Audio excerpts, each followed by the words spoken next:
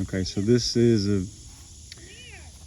a 2010 Jeep Wrangler 3.8 timing cover, and got the old oil pump out, motor locked up, bearing failed. Well, you gotta do your oil pump, but you wanna do the pressure relief valve and the cup. The cup is this. This is what I was trying to get out. You gotta throw it on the ground first. So my attempt was to drill a hole in the center with a Harbor Freight slide hammer. That failed miserably. This thing didn't even move any at all. And so it's spring first, new plunger, and then your cup, however you want to say it. So when it goes back in, it goes in like this, right? And you want it flush with the end of the bevel.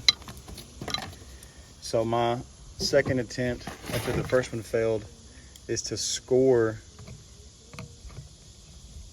the inside of it just enough on this side and then this side, and try to get it to turn from one piece to two piece. Okay, so taking the Dremel to each side, it didn't even need to go all the way. My lovely assistant. And a couple of pulls with the Harbor Freight slide hammer, and it popped out.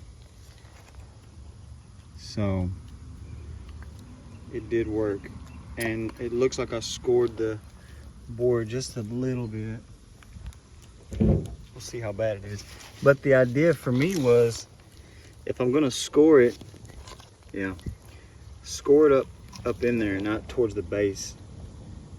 It's kind of hard. Hold on, let me put some light on there. Yeah, score it towards the top, not towards the base.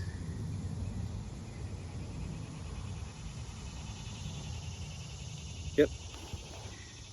Now everything can come out and go back together. Thanks for watching.